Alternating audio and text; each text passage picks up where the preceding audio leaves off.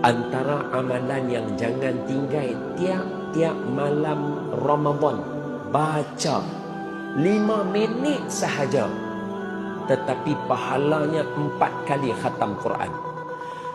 Bacakan Al-Fatihah 3 kali setiap malam. Maknanya dah habis tarawih dah.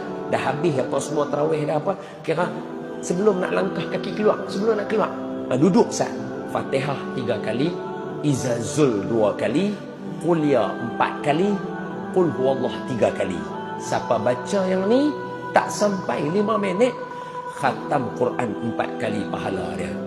Tiap-tiap malam Ramadan 30 kali dengan 4, maknanya 120 kali pahala khatam Quran buat di bulan Ramadan. Allah boleh ganda sampai 700.